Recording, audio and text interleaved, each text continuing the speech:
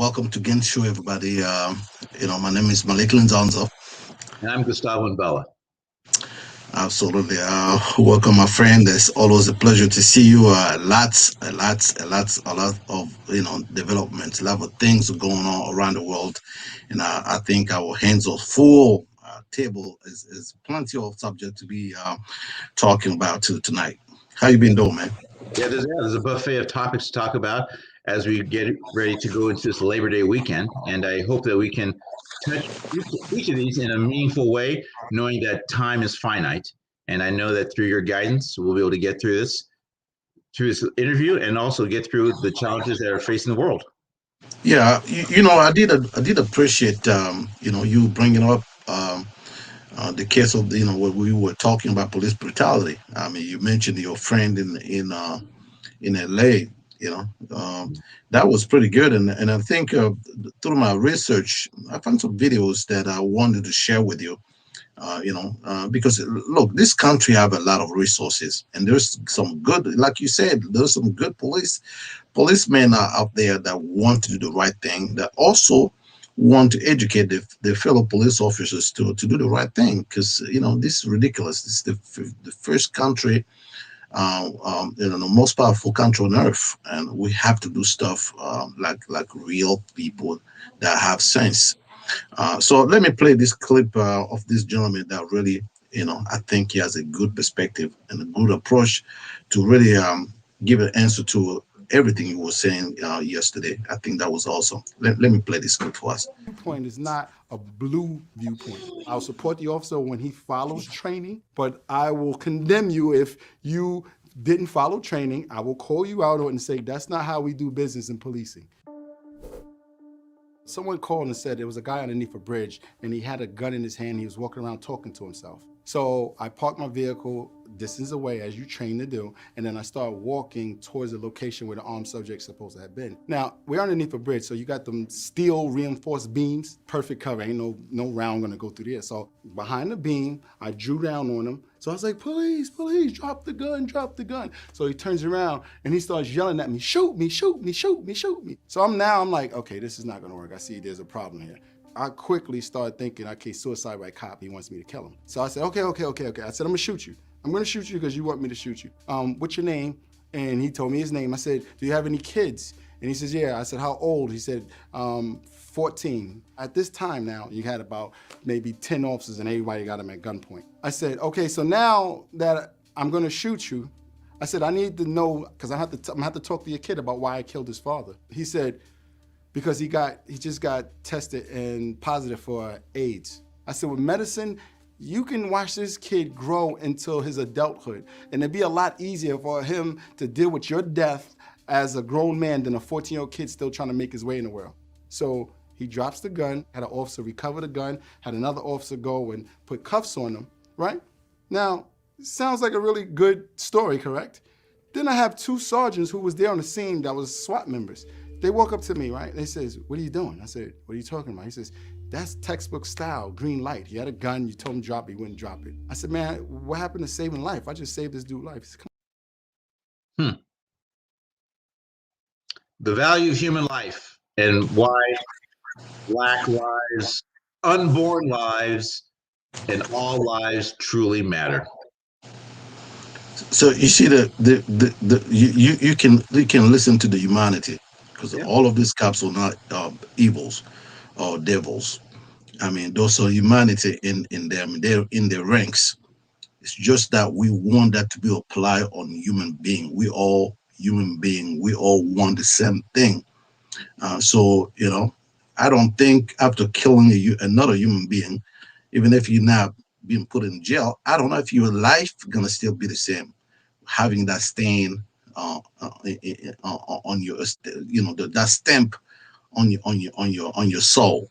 So that was just to resume that nice conversation we have yesterday, to say that there is hope. There is hope that folks like that one can really help his fellow police officers to really see the goodness in us. Everybody has some Yeah. goodness, Well, better hope angels. springs eternal, Malik. Hope springs eternal in all avenues and streams of life. And this important, But that person was there, maybe divine intervention. He was there at that moment when most people would have been more than happy to light him up and then go out and have some Dunkin' Donuts and some coffee, talking about the New York Jets or the LA Raiders or the New York Yankees. Yeah. But we need to realize, particularly as Black men, that we need to stand up, let people know that we matter, and that we're here to be contributors. We're not all delinquents. We're not all criminals. In fact, some of us are much smarter than the average bear. But there's something to be said about humility and being able to be courageous in the midst of chaos. Yeah, humility and humanity. We have to bring that back into the way that people police our communities. Well, I think we can close that chapter. The conversation on police brutality is an ongoing one. It's not gonna finish. It's not gonna stop. We will always gonna bring it back, as long as people don't act the right way. We pay them. That's our tax money. Pay Yeah. taxpayer. Individual like you and myself, we pay taxes, and then we expect them to service us to the best of their ability. And I was Well, there, you mentioned and I was in LA during the whole Rodney King thing and how that espoused. I was in LA when you the were. LA was burning down, and I saw that.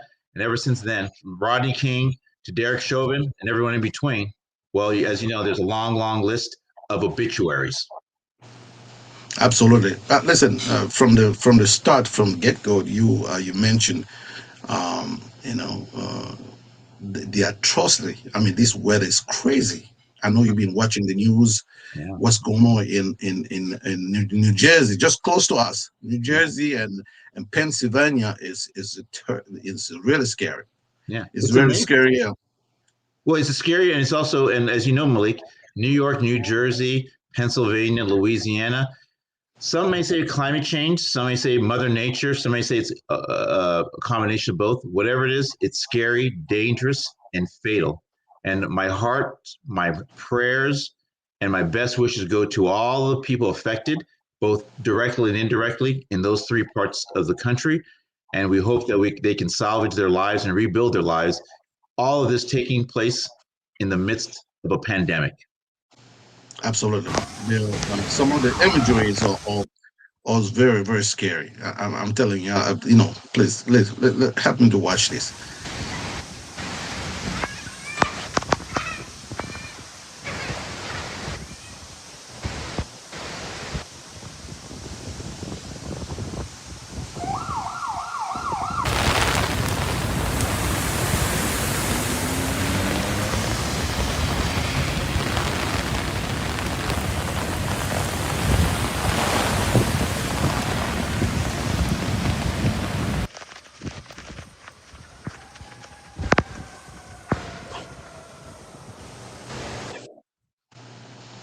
So, I mean, it goes without saying that there is a reason to be to worry about what's going on, because in this level, I don't know. This is historical.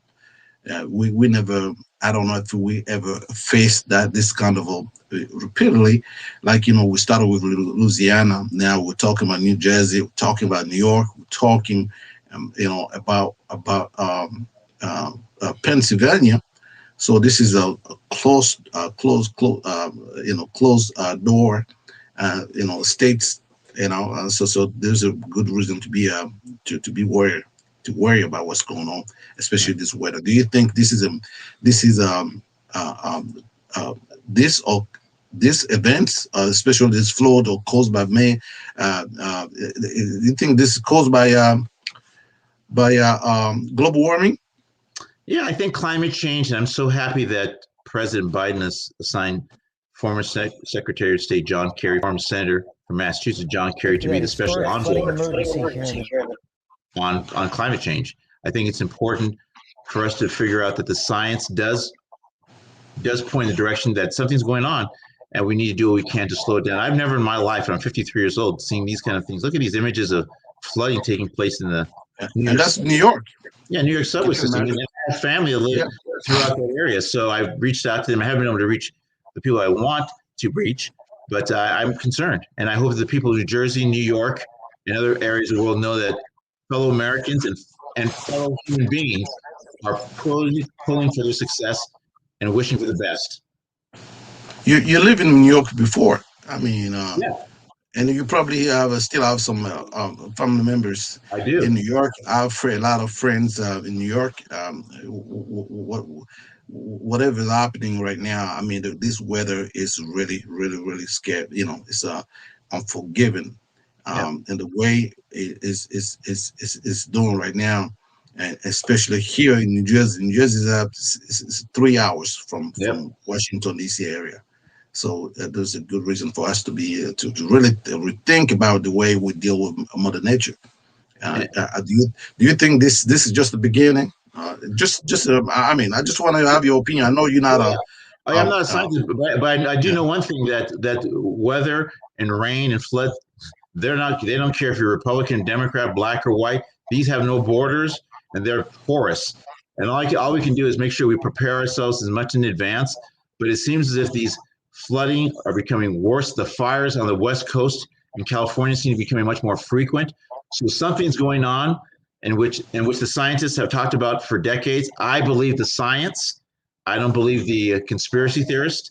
And just like those people who want to fan fear, I'd rather fan facts. absolutely. I mean, this is probably if it's in our backyard.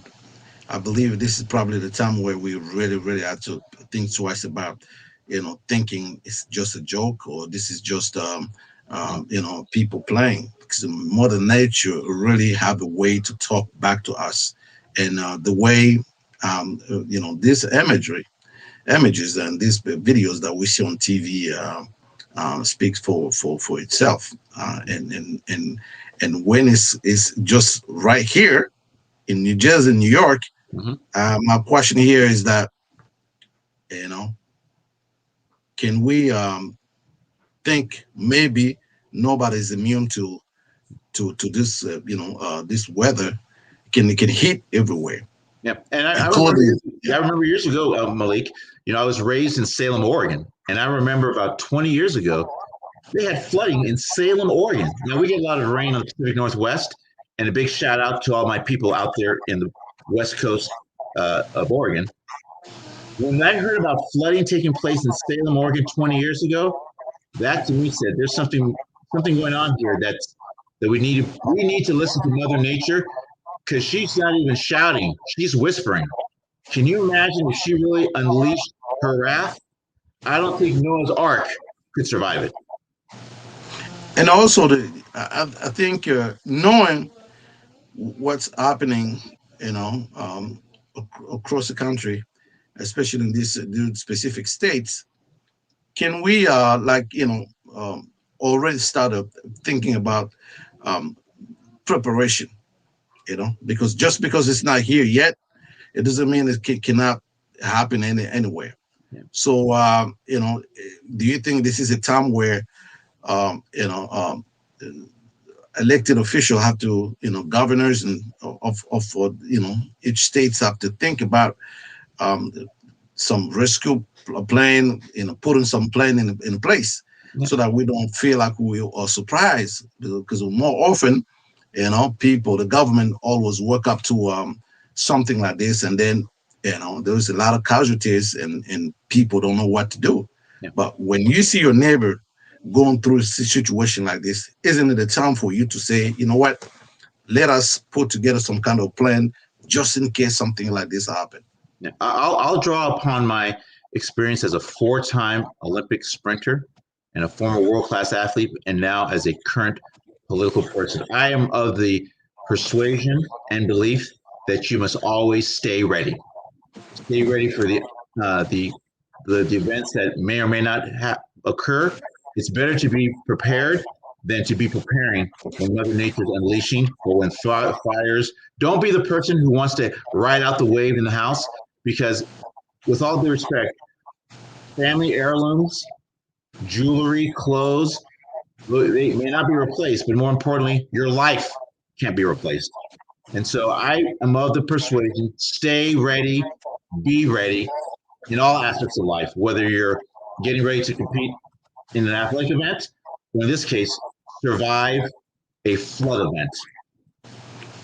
Absolutely, absolutely. And something like this happen in just one state, um, we can easily deal with it. But if it hits two or three state or five or 10 state at the same time, um, I don't think FEMA will have the capacity to respond as quickly, as efficiently, the way we will want it to respond. So again, our you know respected governors in the states, in different states, Mhm. I think this is an open. People have to keep their eyes open and don't think whatever happens somewhere in a sister city or sister or state is just a business of these people over there. I think this is a time where leaderships also is about preventing this kind of a event before it occur. Hence the United States of America. We're united in both the triumph and tragedies, and I hope that the states will be prepared. Make sure the FEMA and the local authorities, local, state, and regional authorities, as you know, Malik, they have to be ready because people sometimes are caught flat-footed. And I think this time around, people are taking it more seriously, and I'm confident that hopefully there will be minimal loss of life. Because what I heard, about 50 people have lost their lives so far. That's 50 Yeah, souls that will never, ever be back. absolutely. And just like you said, our arts and prayers, including the entire team of Gain TV. We really with those families, and we condolences, and then also the support, moral support from this team, Gain TV, all the staff and producer, everybody. I think we all pray for all this We do. families across the states. Well, listen. We said that before. It's a lot on our plate today. We I really hope we're able to cover everything. And America is a busy country. You Yep. just you start one subject somewhere, something else is popping up, but you also have to talk about it. And one of the hot topic right now, what happened in Texas, right? The abortion, the politics is back in the public discourse. So we there's a video I want to play to give us some more ammunition to maybe to respond about Just about the that. context. Yeah, let's listen. A woman can't have an abortion after 6. This is the most restrictive abortion law in the nation that's been allowed to go into effect. Millions of children lose their right to life every year because of abortion. The Texas law says that a woman can't have an abortion after 6 weeks or when a quote fetal heartbeat close quote is detected. But instead of government officials enforcing this law, it leaves it up to private citizens to do so, to bring civil litigation against anyone who aids or abets such an abortion. The most pernicious thing about the Texas law, it sort of creates a vigilante system. While the woman herself would not be the subject of these lawsuits, anyone else, a friend, a family member, the person who does the abortion is liable. The person who brings it can recover $10,000 or more, as well as lawyer costs. Abortion. So there's a lot here, and I don't want to overwhelm you with everything at once. But what seems to be the problem here? Yeah, it seems to me, and it's very difficult and tricky, I find personally as a man, to talk about abortion. I can analyze it, and I believe that every woman has a right to choose. I think anytime you draft legislation, it's almost like they're trying to monetize at some level this whole process, in that it's become so restrictive to where you wonder if it's going to be a point where people are telling on their neighbors. I heard that Jane is going to be going to a neighboring state to get an abortion. I heard that, and so they're creating almost like this secret society in this underbelly that's going to make it very difficult for women. I'm not even sure all the particulars if it's in case of rape or incest or what the parameters are. All I know is that in Texas, it's becoming nearly impossible to get an abortion once there's a fetal heart rate, and that neighboring states may soon follow their lead, and that you'll have people who are literally flying around the country to those states where they can have a procedure which is guaranteed by them under the Constitution. But it's going to be very interesting and telling to see how the Republicans, Democrat handle this very, very delicate issue, which in many ways can make or break political careers. Well, this is another sensitive issue. One of the most sensitive issues that we talk on this show. But if we just slow down a second and think about what abortion affect the most, then the answer will be women, right? Mm-hmm. Yes. I just disagree with this the attitude that men have to historically speaking. We tend to speak for women.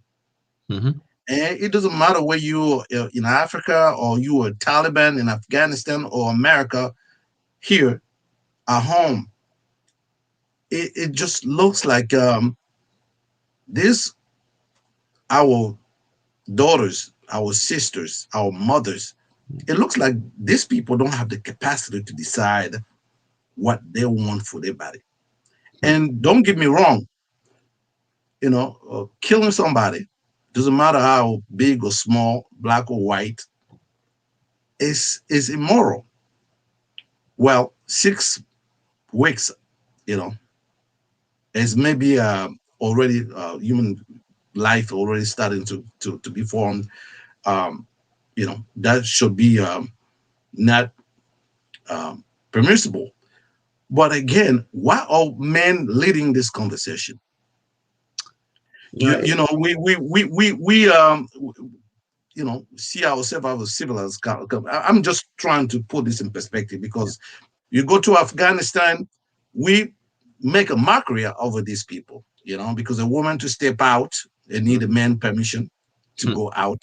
Sometimes it's your young brother or your own son have to accompany you to go. Even to drive. Sometimes even drive. Yeah. So we look at society like that, with that kind of a Stone Age mentality. We make a mockery out of it. Not knowing that here in the United States, we tend to do the same thing. And it can be a little bit sophisticated, but it's still the same thing. You cannot tell a woman what to do with a body. I mean, that's so wrong. Are we telling this human being that we know better? We know better about what they go through. I mean, for me, it's wrong. You might call me a feminist, but I'm happy to be a feminist. Of course. And the thing is, well, how often, and I speak from the perspective of having 2 daughters, but it's amazing when you walk, and I've heard various stories of women who are in corporate boardrooms, who are in law enforcement rooms, where they render advice that's sound, cogent, and actionable.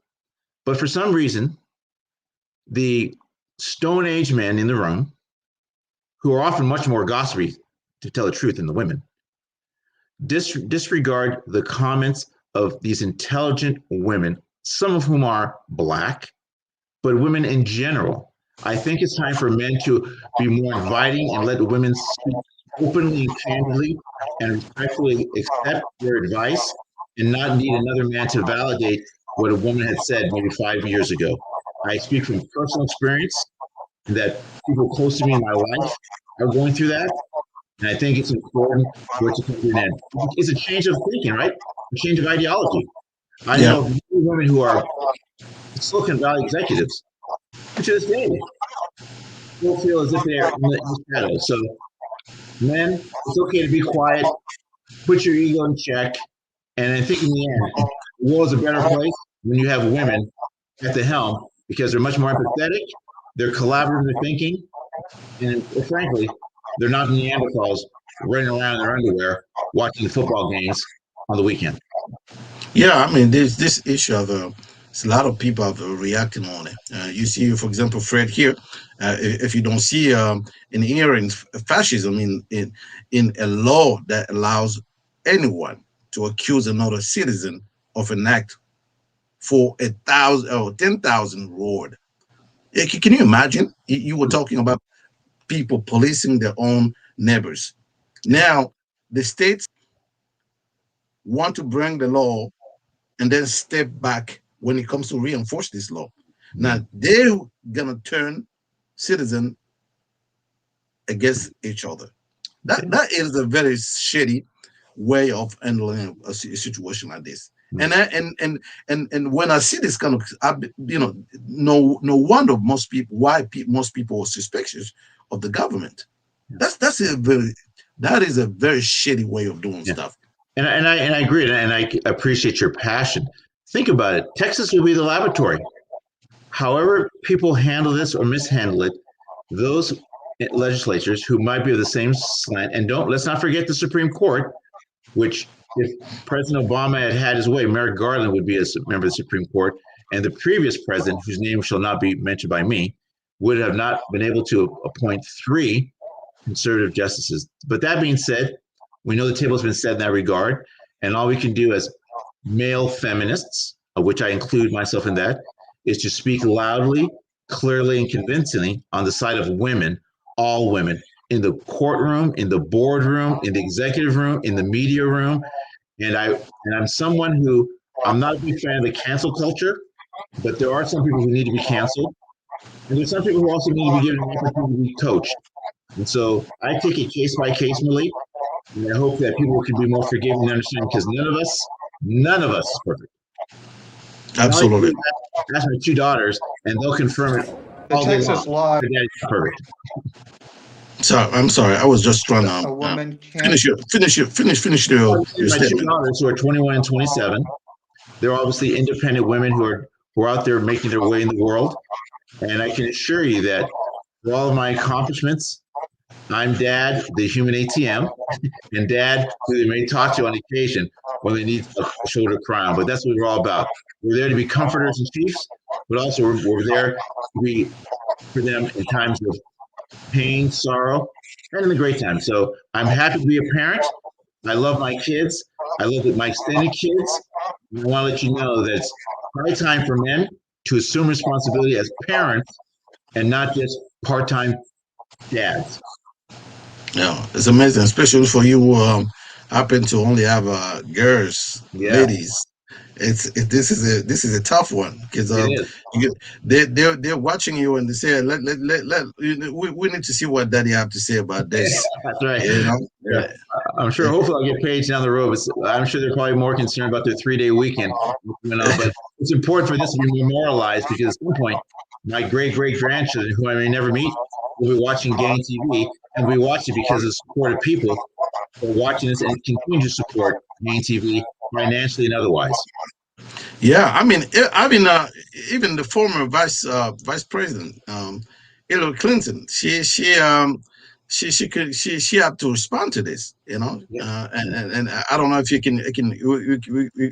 can read what she said. I'll read it. It says, under the cover of darkness, by choosing to do nothing, the Supreme Court allowed an unconstitutional abortion ban in Texas to go into effect last night.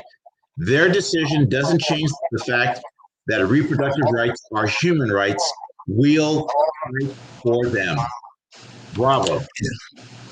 Yeah, really bravo. I'm glad to see the response.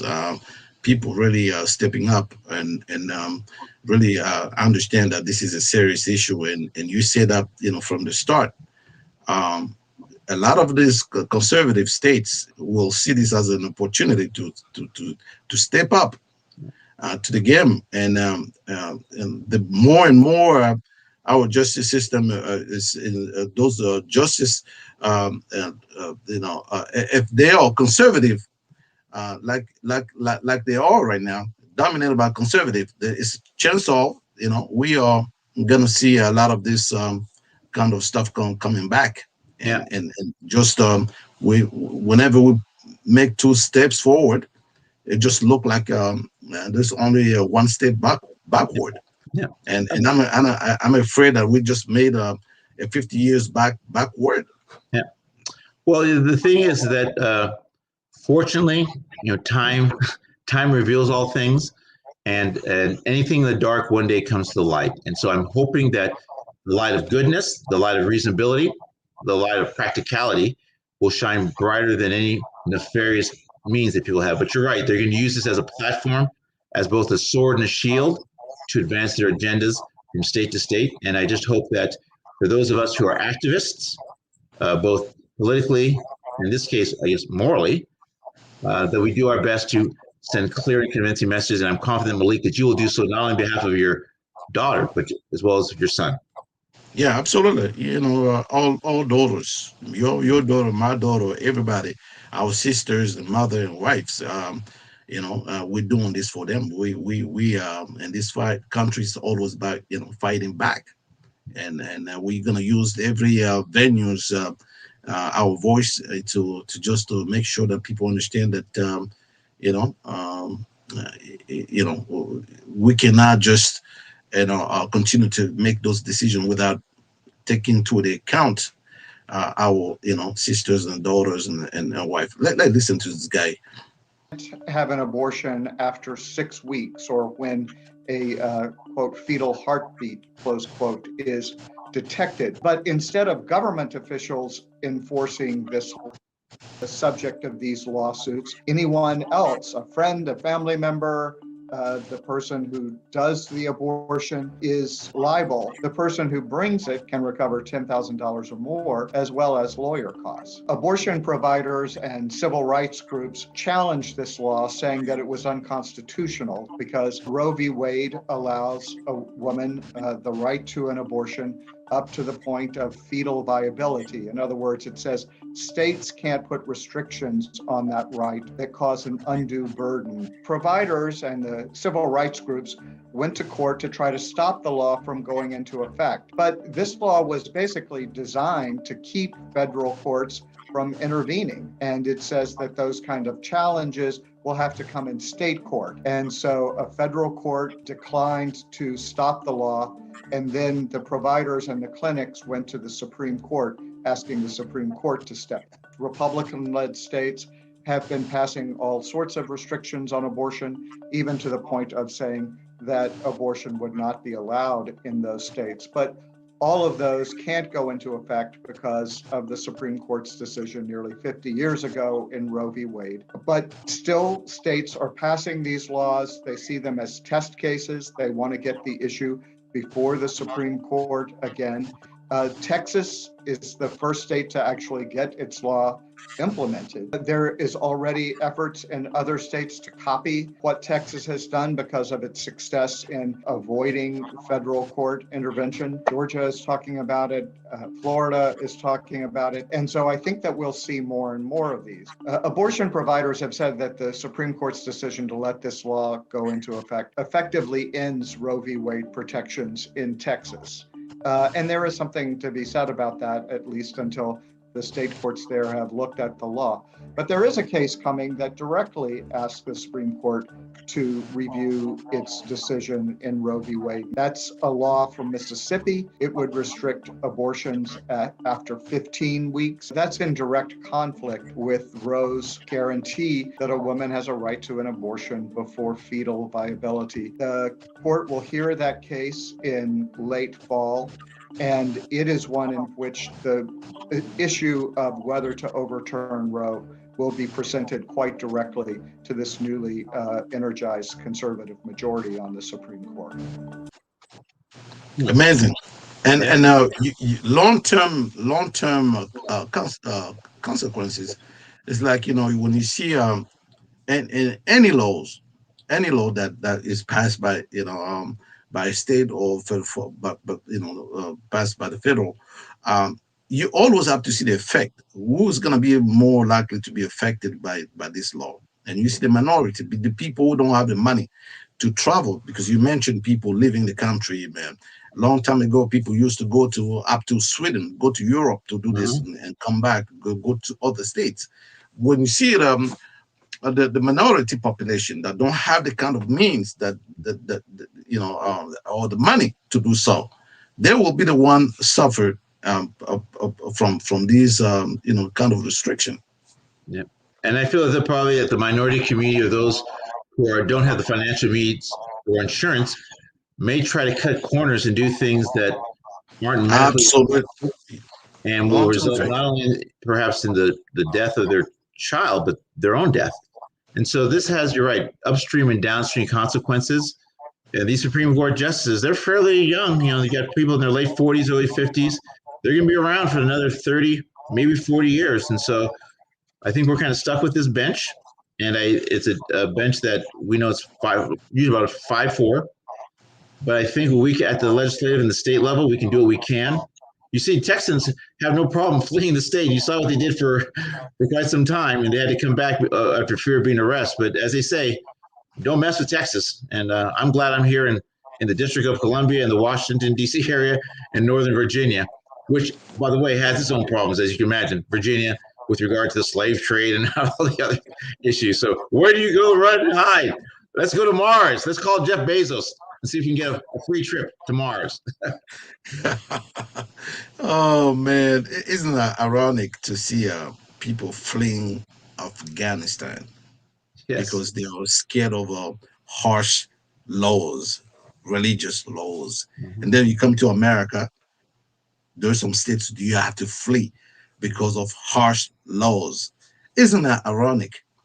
Yeah. It is, and more important, as it relates to my own family, my German Jew grandfather fled Germany because of Hitler and wound up in Gabon. My family in Equatorial Guinea had to flee because of Macias and Gema. And I'm saying to you right now, the fleeing stops with this generation.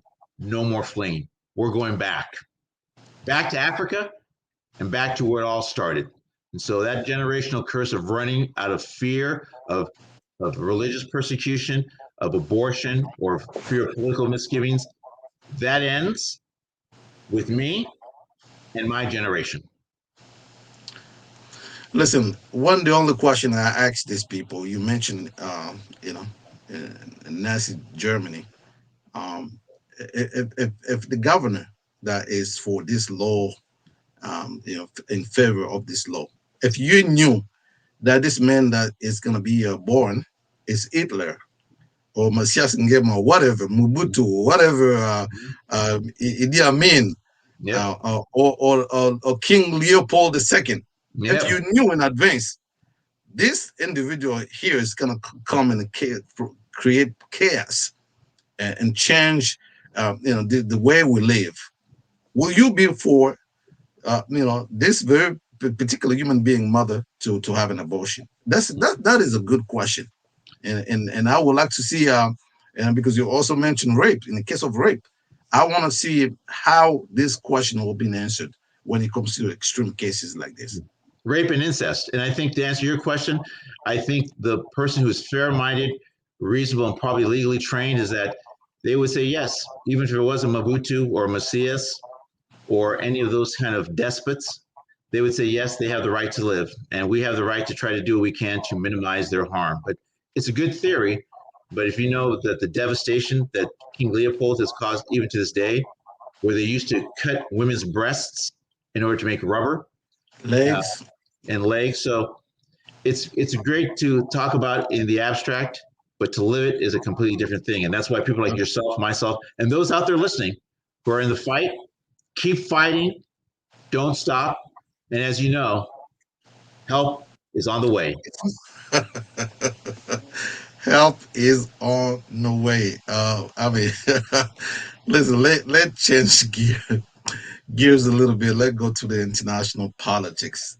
And as you know, it looks like, I'll let you read this and then we come back and comment. Oh no, no, that's Joe Biden. I was talking about this one. The What's Taliban going on with declared the China Taliban? their principal partner in the international community.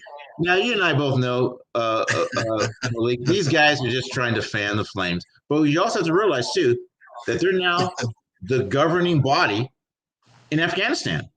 And unlike other people who say, "Oh, you don't want to talk to bad people," I had really no problem with Trump speaking with the North Korean despot. I have no problem with him, but you have to talk to bad people, because if not, you have no idea what's going on. And so Right. I now want to bury my head in the sand.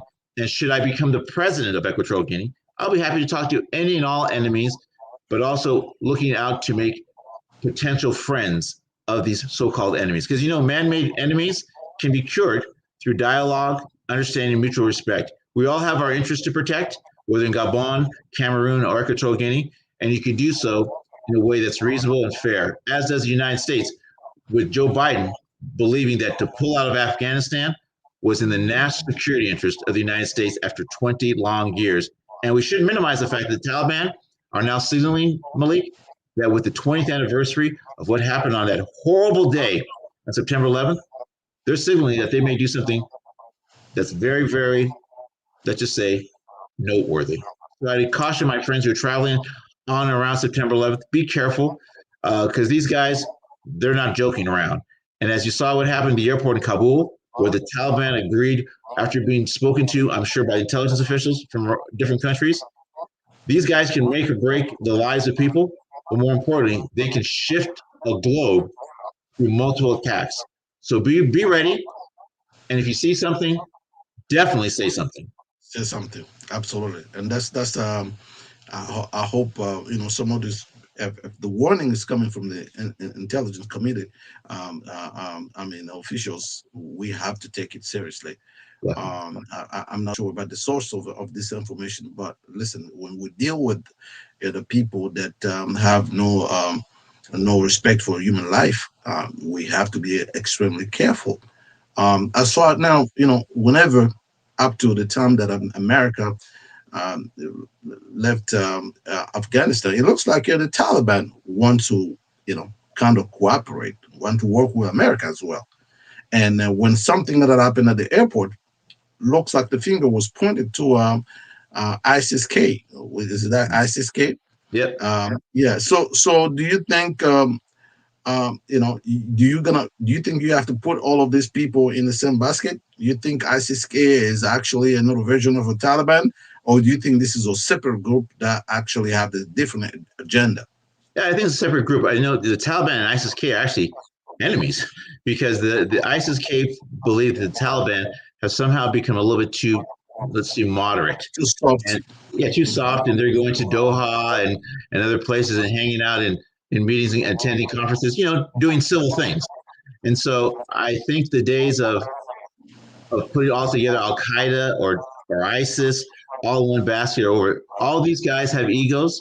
All these guys try to run their terrorist networks like corporations, where they have public relations. As you saw the gentleman from the Taliban when he first came out saying that the August 31st was a definitely red line. I think we just have to continue to dialogue, continue to give support to our intelligence community, both human intelligence and civil intelligence, and continue to be aware that the Taliban, when it comes to wanting to harbor terrorist networks, they've now invited everyone to come to their country to have a terrorist party. Absolutely, absolutely. International politics is always tough. It's always tough. We usually talk about Afghanistan, but we do have some crazy people going to our in our continent as well, in Africa. What's going on in Equatorial Guinea? I heard some breaking news, and thank you for asking. I heard that the vice president had his yacht was seized and detained in Italy. We're starting. Some reports are a little bit sketchy, but this isn't the first time. He had a boat called the Ebony Shine, which was also confiscated in the Netherlands. And my question to anyone in the Department of Justice, anyone at Interpol, all of these properties that have been seized by officials, the Malibu property, the property in Paris, the vehicles, where is that money?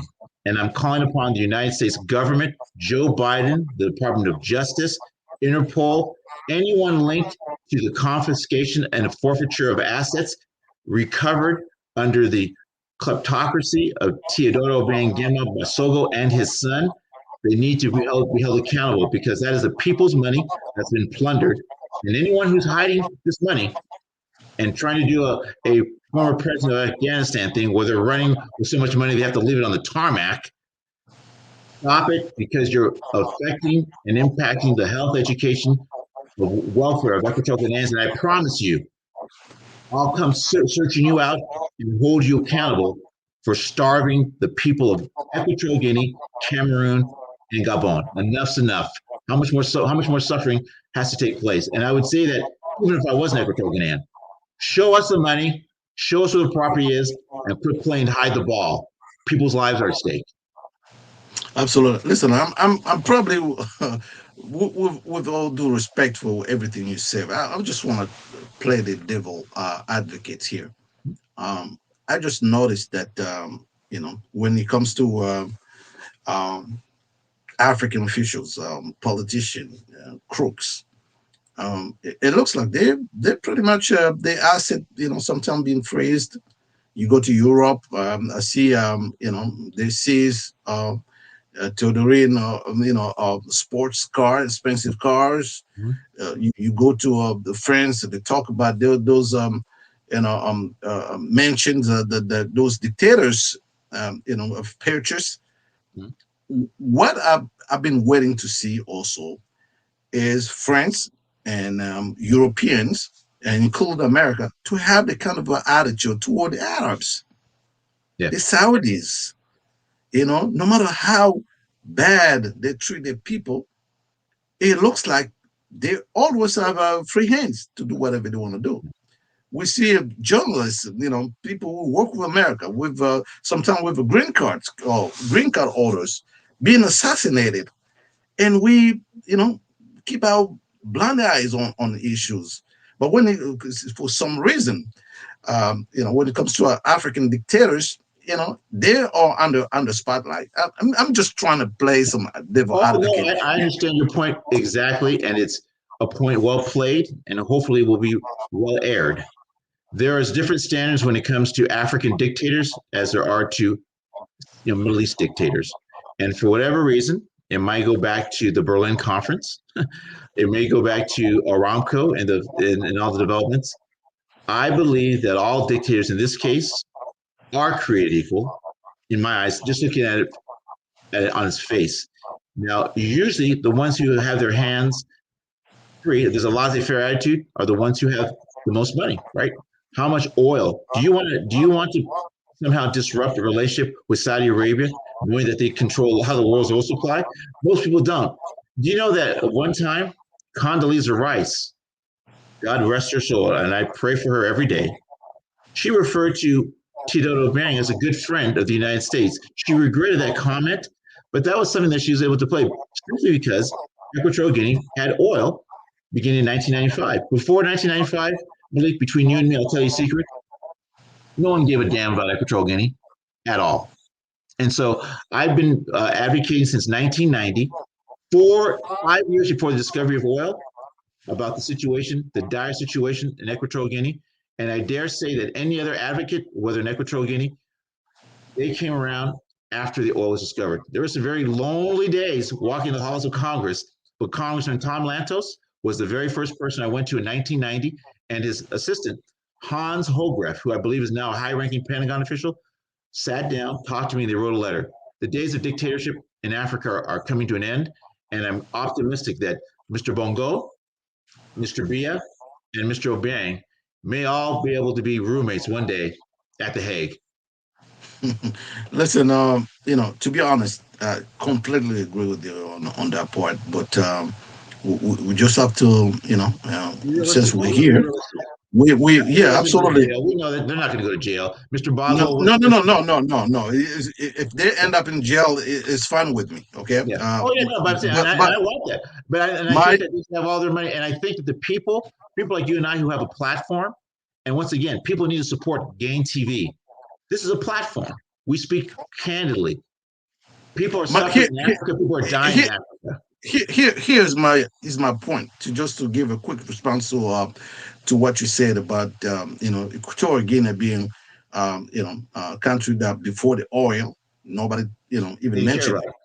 Nope. Nobody didn't care. And then when they have the resources, there was a country of interest.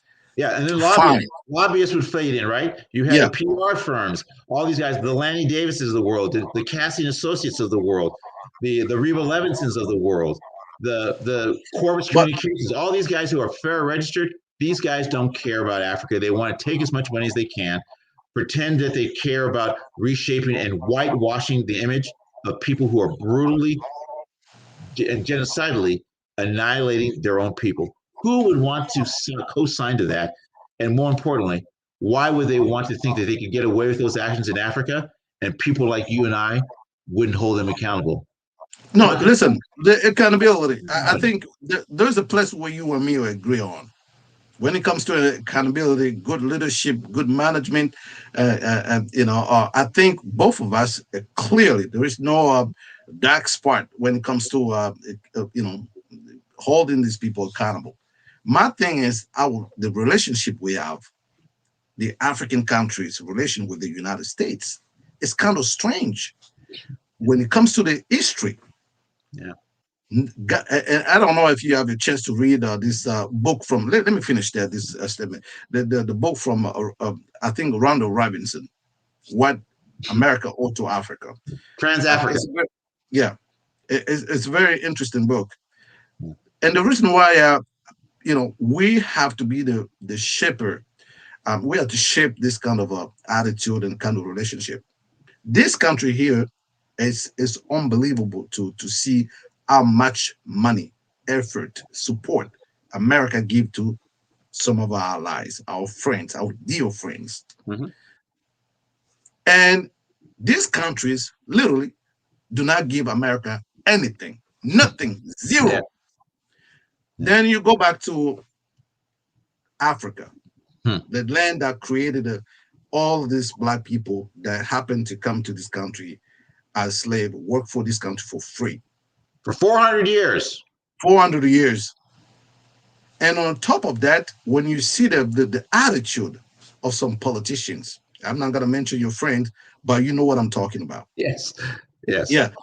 When you see the language, the attitude toward Africa, it's very bizarre. And I think it's very, this is something we have to take the time to understand. Why is that, Africa is not being considered at the same level of partnership as other people that America, spend blood and tears and resources and treasure to support, to protect. You know, it's something that, and again, I want to put this aside: the fact that you and me, we are in a battle of trying to, put to an end the era of dictatorship, Yep. mismanagement, the And crooks. nepotism. And the Yeah, fall of nepotism. Yes. both of us, we gonna continue that work, that Yes. groundwork. Definitely. That is on the side.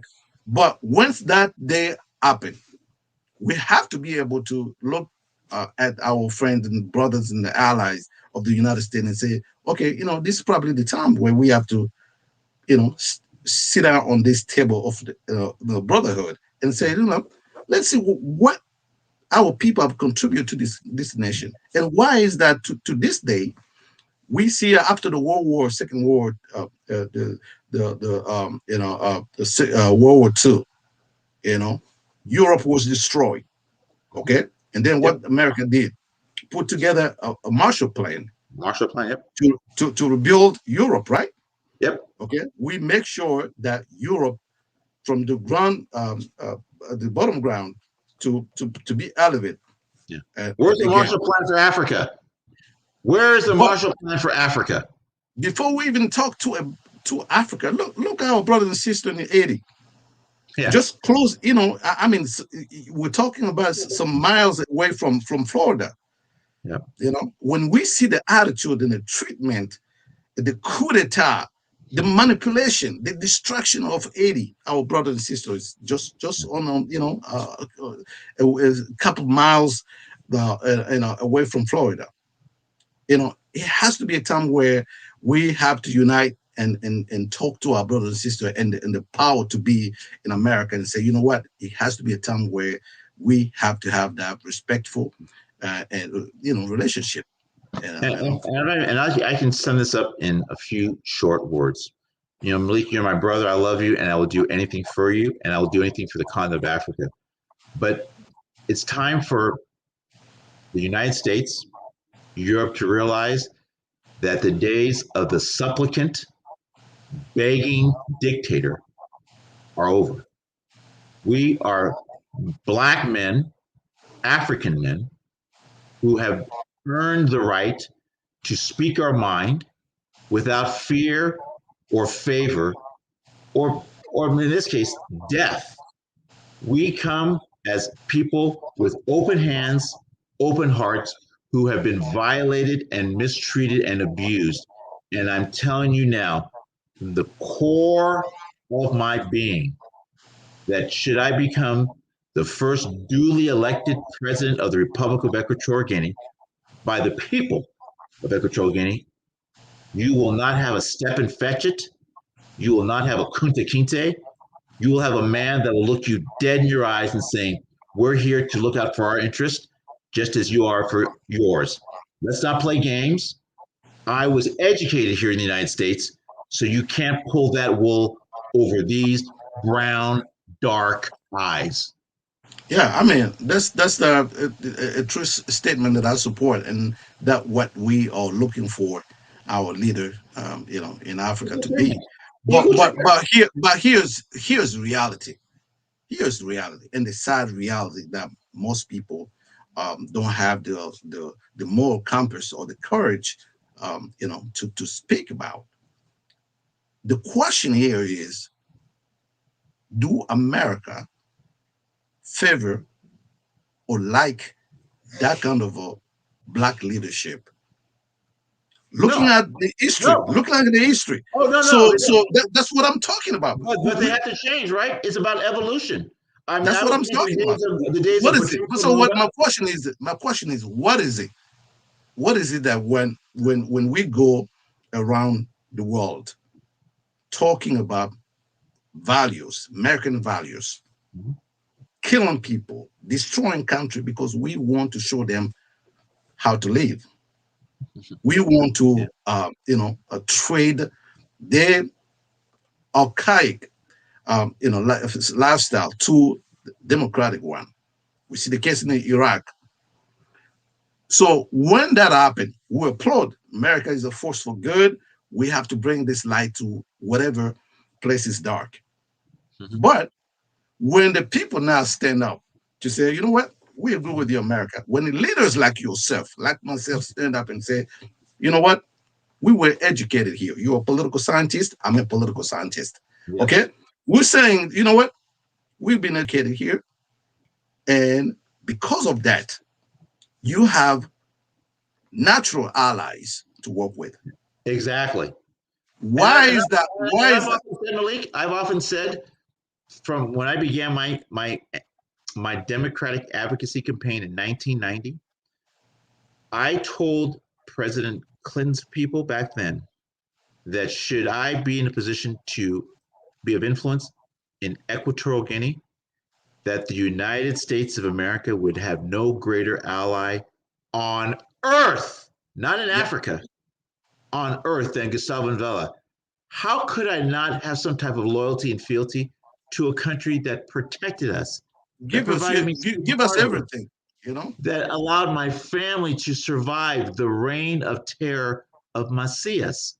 I can also separate that and realize that Equatorial Guinea does not equal Macias. There are good people in the country.